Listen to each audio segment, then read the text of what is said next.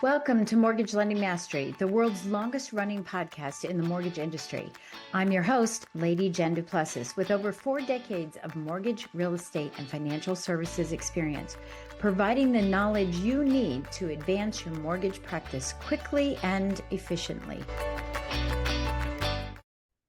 Hey there, Lady Jen Du Plessis. Welcome back. This is another Jen's Jots. Today, this Jen's Jot, I'm checking my list here, is asking versus expecting. So often, in fact, I've got a colleague of mine, her name is Mara Siegel. She has this beautiful quote about expectations without agreement creates resentment, right? Expectations without agreement creates resentment. Now, you could say creates something else, right? Pain, some other word, right? But let me kind of break this down. If you, I'm laughing about this because you all know I'm married. I've been married for coming up to 42 years this year. It's crazy. But, if I ask my husband, hey, will you take out the trash? And he says, yes, my expectation might be different than his expectation, right? I might expect him to do it now. I might expect him to do it within a half an hour, sometime during the day. His expectation is he'll get to it when he gets to it, right?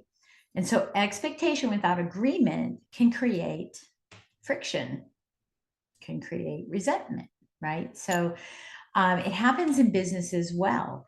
Are you expecting that those who are collaborating with you as joint venture partners, affiliate partners, someone who is going to be sending out emails for your summit, are you expecting that they're going to bring all of the people to your webinar, your summit, or your event?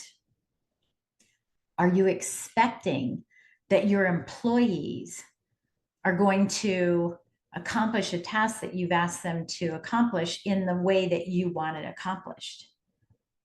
Are you clear about that? Because expecting, again, can create a lot of resentment. It's also time consuming and it costs a lot of money. So, and I'm going to talk about the management cycle here in a second versus asking, right? Part of this is also in the sales process for your business. Are you asking for the business or are you expecting the business? I had a client many years ago who said, well, when I start a presentation, at a chamber meeting or something, a Rotary, whatever it is, I tell them about all my experience and I expect that they're going to want to work with me because of that experience. And that's so short-sighted because you have to ask for the business. You have to ask for the opportunity, for any of the opportunities that you have. With your employees, you need to ask for clarification. So let me introduce you to the management cycle. Now, it can also be called leadership cycle, but leadership for me is completely different than management, which is completely different than coaching your team members. You need to be able to do all three. Management cycle, managers are task-oriented. Their job is to assign tasks, make sure they get done, and then report the tasks, and hopefully that helps, business grow, and that's the intent of it. So there's this management cycle. If you're listening to this or you're watching this, you want to be drawing a circle. So the first part of the circle, again, I do a lot of things in clocks. I don't know why. You'll find that I do a lot of things in football. I have a lot of analogies, boat analogies. But the first quarter, right, this first quarter is setting expectations, right? We're setting expectations. The second, so from 3 to 6 p.m., is that we are inspecting the expectations. From 6 to 9, the third quarter of this is that we're providing feedback.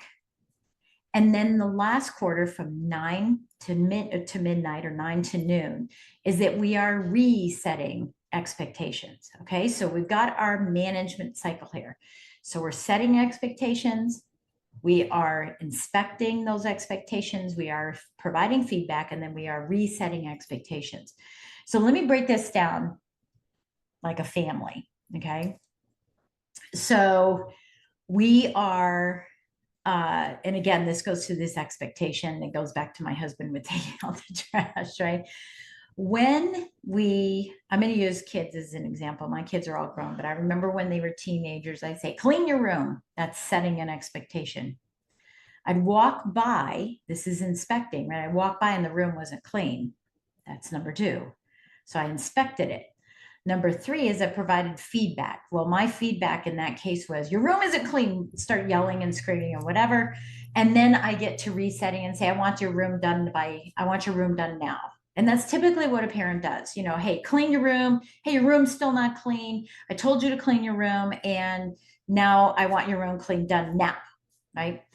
That is a poor way to manage adults. That's fine for kids. Well, it's not really that great, but what I learned in the management cycle some 30 some years ago in business is that we are not specific enough in setting expectations. So this is the expectations without agreement can create resentment, right? Or confusion, or whatever word you want to use for whatever situation you have. So what if I took that same situation and I sat my child down and said, hey, I'd like for you to clean your room today, and I'd like you to clean your room by 3 o'clock. And here's what the definition of a clean room is from my perspective, right? So I expect your clothes to be picked up, the doors to be closed, your closet doors to be closed, your desk to be cleaned off, your bed to be made properly, right? So you're being very specific in setting those expectations. And I don't want to divert from this. I'll come back to this in just a moment here, but how you can do this with your clients, how you can do this with your vendors, with your team members, with your collaborative partnerships. You can do this exact same thing, but you have to be specific when you're expecting. And that moves us to the asking. This is where the asking comes in, because if you simply expect and don't have details around it, it is not asking. It is just simply expecting. And then we'll get disappointed, right? And then we'll work with people that complicate and not compliment us, which I've done another podcast on.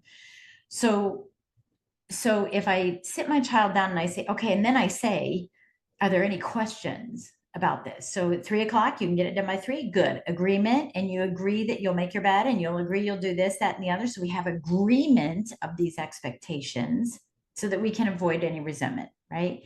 Now, humans are humans. It's not always going to happen, but so we've set the expectation. Now what we want to do is inspect it. We want to drive by the room. We want to look by the room. We want to touch base with our employees and say, hey, how's the project coming? Is there anything I can do for you? Right? We want to look for it. We want to inspect it so that we can do course correction before we get to and that's part of feedback, right? Is the course correction. Hey, I see that you haven't started. When are you going to start? Oh, that sounds like a really good Excel spreadsheet. But you know what? I think if you could add this, that, and the other, this is providing feedback from that inspection to ensure that it gets done on a timely basis. And then when you provide that feedback, you're resetting the expectation again, because you're saying, hey, that looks really good. How about if you try this and then get back to me by 1 o'clock tomorrow, and let me see how the progress is coming. So you can see how this cycle continually happens, right? Same thing with your kids, right? You're inspecting, you're providing feedback and saying, hey, in order for you to get all that done, you're probably going to need to start out in the next 5 minutes. So why don't you go ahead and start out in the next 5 minutes so that we can get this all done on time? So that is the management cycle. Now, the key thing about this management cycle is inside of it, you must keep it positive. You can say motivation. You've heard me talk about motivation versus inspiration. That's fine. But you've got to keep it positive. You can't yell and scream at your husband. You can't yell at your spouse. You can't yell and scream at your kids. And you certainly cannot yell and scream at your employees and your team members, because they are your number one client. They are the number one person for you. So you can't yell at them. You've got to keep it positive. But one of the secrets to being an effective manager and being able to move from expectations to asking what you specifically need, right? Setting these expectations to move you to asking is being able to recognize two things. Is the reason this management cycle is not coming together clearly, or it's a little wonky, or it's, it has little cog issues and it's not, moving along very clearly. My fault or their fault? Now, let me rephrase that. Is it a competency issue or is it a commitment issue? Let me rephrase it again. Is it an ability issue or a willingness issue? So does my child know how to clean the room the way I want it to be done? Have I showed them how I want the bed made? Have I showed them how I want, their room picked up, whatever it is? Have I showed my employee exactly what my expectation is? Have I trained them properly? Or is this, a defiant teenager who knows what to do and just isn't willing to do it because it's more fun to play on his iPad? Is this an employee, a team member who absolutely knows how to do it, but now they're ready for a promotion, right? The commitment level is dropping, their willingness level is dropping because this has become mundane. And we know how it is when there's something we don't like to do, right? We start procrastinating, we start not wanting to do it. It comes into, oh, I don't want to get it done. I start, dropping, my productivity goes down because it's something I don't like to do. So is it that their willingness to do this is because it's boring, it's mundane, and maybe they need a promotion? Maybe they need a talking to because it's their job. I don't know, but you have to analyze that. You have to say, is this an ability issue or is it a willingness issue? If it's ability, then I haven't trained them properly. The reason it's not getting done is not because they're not trying, they just don't know how to do it. And that's your fault, not their fault. Now, if you've trained them till the cows come home, that's a different issue, right? That we can't talk about in this podcast or on this episode. So I want you to be thinking about expectations versus asking. And the same thing holds true when you're selling to your clients, these expectations, setting expectations with them, inspecting those expectations, whether it's a service that you provide, whether it's a, brick and mortar kind of, intangible service or a tangible service, right? So maybe you're a roofer or a mechanic. Maybe it's a service oriented thing like financial services, in life insurance or something like that, or coaching, that type of thing. But when you're working with your clients, you're always going to be moving through there is, do they have the ability to make a decision because I've educated them or edu-sold them? I call it edu-selling. Have I edu-sold them so that I've educated them in the sales process for them to be able to make a decision? Or is it a lack of willingness because it's too expensive? They don't want to work with me, whatever the case, now is not the right time. So is it a willingness thing or is it an ability thing? What is it I could be doing in order to be able to get this business closed? So setting those expectations with them in the beginning. Hi, we're going to meet. Here's what I'm going to do for you. Did I do that? That's setting those expectations, right? Or inspecting those expectations. And what kind of feedback do they have for me that we can reset so that cycle can continue to move forward? But it also is client facing. I mean, there's so many depth or layers to this, like an onion, right? There's so many pieces to the management cycle that I love so much. What if I set an expectation for my client that they needed to get me documentation? Or let's say I'm a real estate agent and you need to clean your house by a certain day so I can put your house on the market, right? I set that expectation. Am I inspecting it? Am I providing feedback? And am I resetting that expectation? Maybe I asked a client to get me documents by a certain day, and am I inspecting it, right? And then am I providing feedback and resetting expectations or resetting the guideline, on, okay, well, I needed it by 5:00 yesterday. You didn't get it to me. In order for us to continue to move forward, can you get it to me by 8:00 tomorrow morning?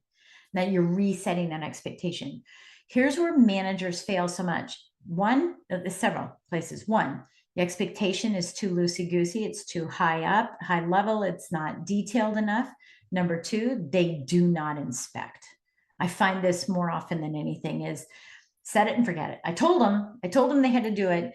And then the only time they provide feedback is when someone from another area, like your HR guy or your financial planner, your CPA calls and goes, hey, I don't have those numbers. And then we go yelling back to our clients instead of having positive, right? We go yelling back to them and reset the expectations now with a hammer down on us. And this is why we have so much turnover. This is why we have so much angst in our daily lives. And the fact that our daily lives, we become, it's part of the hustle. We're working exuberant number of hours. We're burnt out, right? And we're not living the life, the life of quality, not a quality life. Yes, a quality life. Okay, a quality life, but a life of quality versus a quality of life, or in addition to a quality of life, having that life of quality. And so this is what the management cycle does to help you in a variety of areas in your life and in your business. Try it out with your family members first. Just have some fun with it. That moves you from expecting things to actually asking for them, but taking a front seat in that ask, not just, hey, do you want to work with me? Hey, I'm asking you to clean your room, but you taking a front seat and making sure that it happens. And I think that you're going to find your business will run so much smoother. Your team members will be so much more engaged, because now you are clear about their ability versus their willingness instead of guessing. I always say it's better to know than wonder, right? It's better to know than wonder. And that's exactly what happens when you use that management cycle to move you from expecting to asking, so that you can get the results you've always looked for. I'll catch you on the next episode. Thank you for joining Mortgage Lending Mastery. If you found value in today's conversation and would like to get support, simply go to supportfromjen.com. That's supportfromjen.com, or reach out to me on social media. Keep watching and listening for more insider secrets, stories, strategies, and ideas to help you become a master in your business.